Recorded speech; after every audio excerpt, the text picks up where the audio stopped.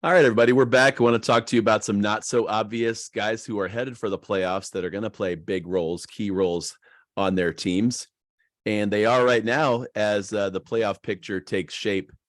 In fact, I look at the guys on this list. I've got all 5 in my watch list on eBay. So, personal disclosure, these are guys I'm actually putting my money where my mouth is. And I'm putting my buys on some of these guys. The not so obvious 5 that maybe I've already missed some of the run up in their card values, but I believe, I can't say I know because anybody could get injured. But these 5 players, they look primed and ready for an amazing playoff performance.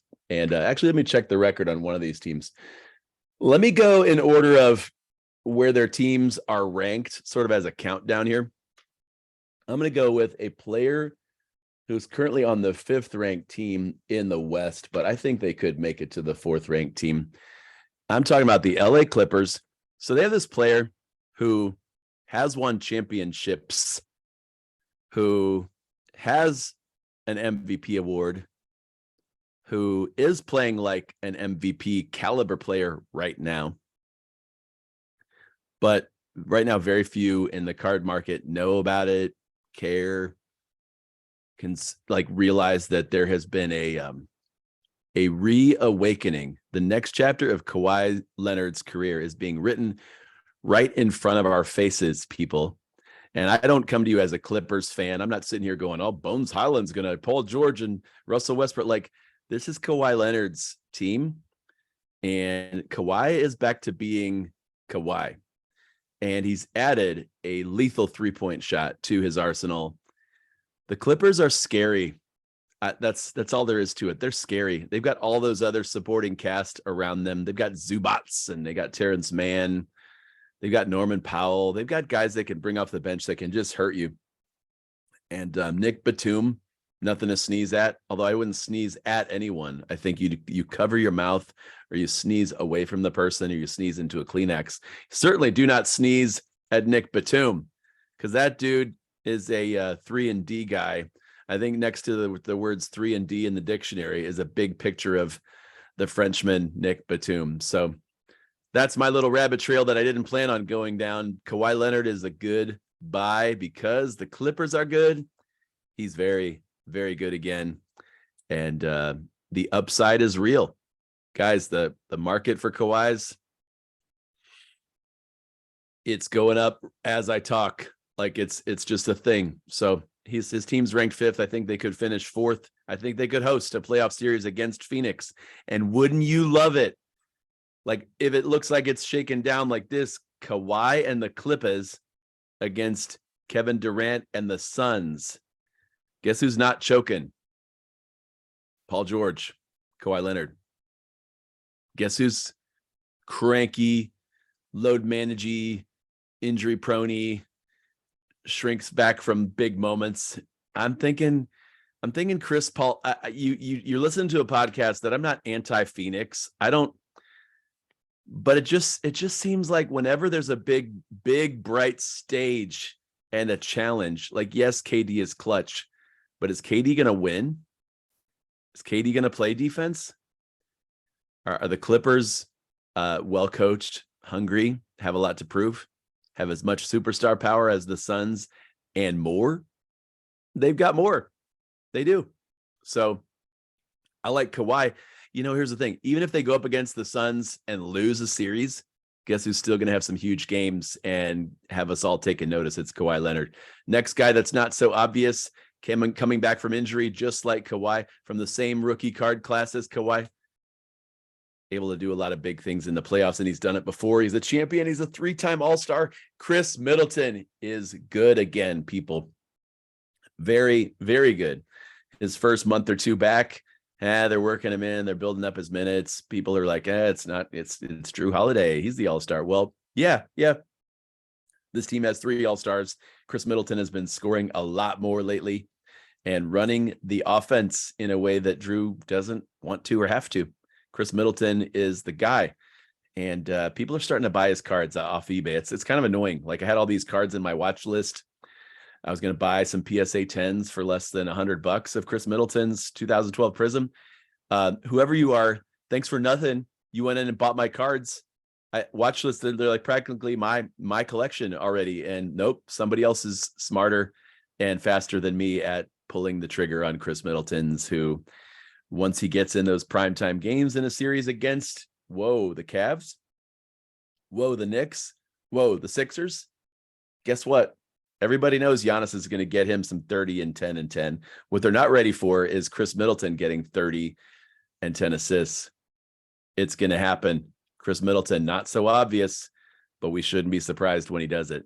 He's sort of like the Jaylen Brown of Milwaukee. And speaking of Jaylen Brown, he's on my not obvious, awesome playoff superstar, ready to go list. A two-way player, a guy that's going to score 25, 30 a night in the playoffs on big stages. Could he win his first championship with Jason Tatum alongside him? I'm not really sure who the alpha dog is here, because I've seen too many games where Jaylen Brown is it. He's him. I like Jaylen Brown 2016 cards. Not obvious. Let me get to two guys who are not obvious. I already said Kawhi, Chris, Jaylen. Let me talk about Sacramento. I can't believe we're here and it's almost playoff time and we're talking about Sacramento. The Kangs. And as much as I would say avoid Davion Mitchell cards, I don't know why I even said his name. De'Aaron Fox is the bomb.org. No, he's the bomb.com. He's awesome. And fast, fun. The next, how many Kentucky alumni are we going to say, buy this player, buy this guy's on fire, buy? Oh my gosh. De'Aaron Fox. Second team all NBA. About to have some big playoff series and home games on national TV. If the Kings were second or third in December, we'd all be laughing at this. Like we're laughing at Lauri Markkanen and the Jazz contending hopes right now, but we're not laughing at the Kangs right now. We're laughing at people that don't know about him yet. And the De'Aaron Fox PSA 10 rookies that are available online for way too cheap. So there's a guy, there's a dog, not obvious. And then the guy that I'm going to mention, the guy that I talked about a bit today on the Sports Card Strategy Show with Paul Hickey, is Tyrese Maxey. Tyrese Maxey is back in the starting lineup, back healthy, back taking lots of threes, back playing defense and smiling and running the offense, and giving James Harden another super scorer to pass to, giving Joel Embiid another guy to pick and pop with.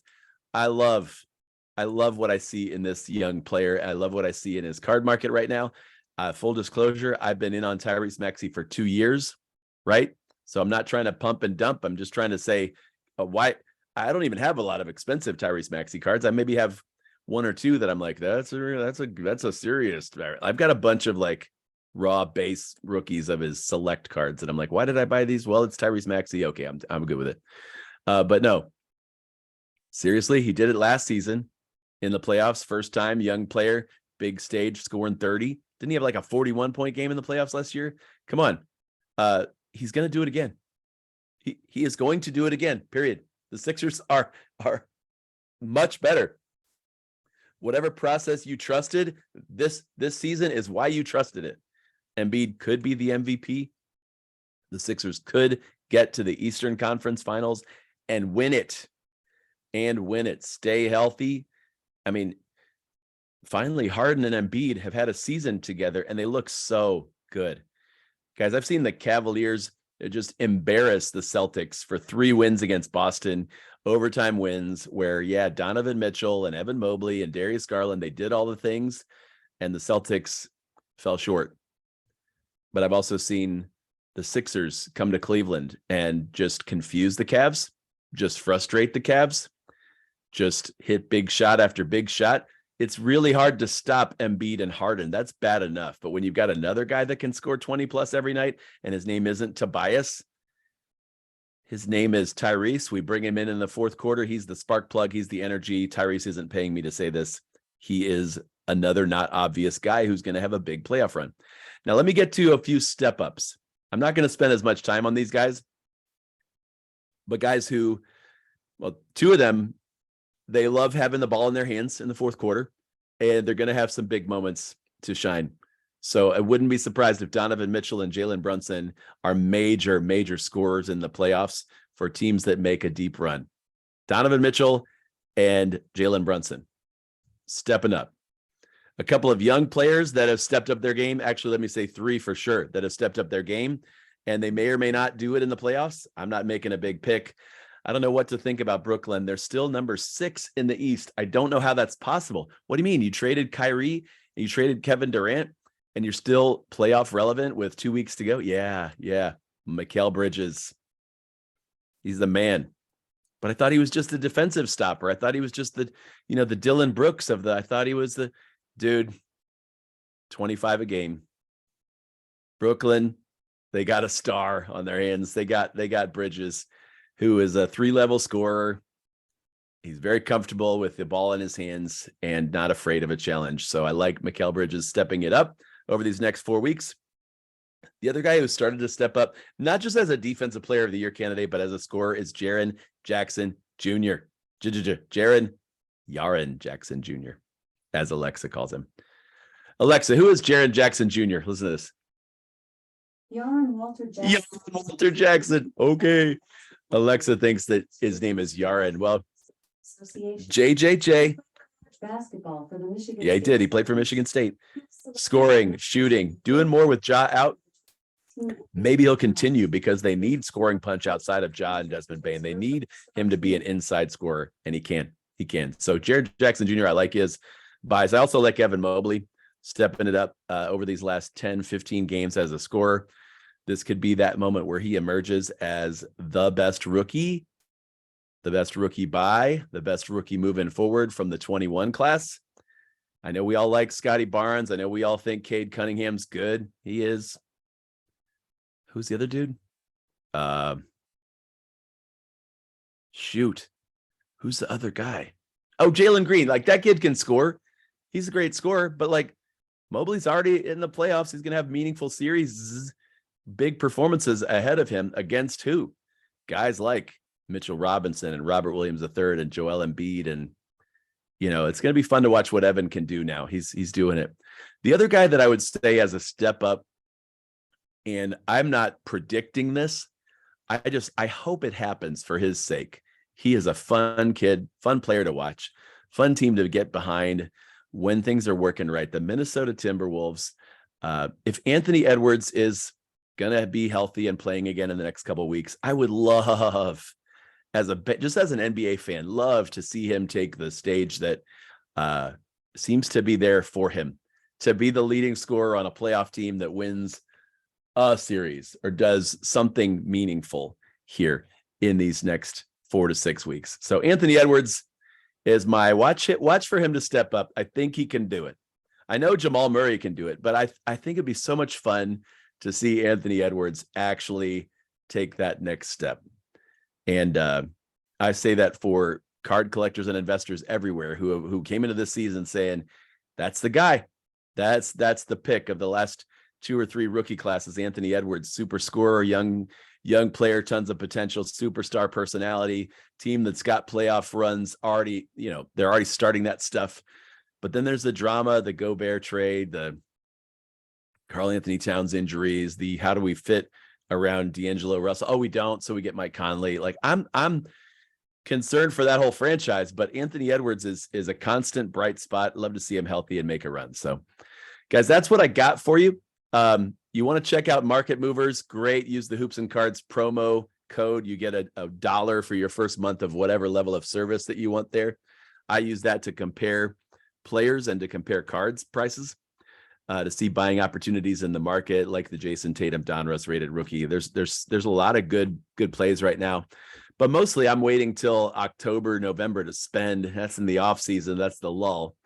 If I can't get in on the players I mentioned to you today, the obvious guys, let's review: Giannis, Tatum, Jokic, Embiid, Luka, and Ja. The not obvious: Kawhi, Chris, Jaylen Brown, Tyrese Maxey, De'Aaron Fox.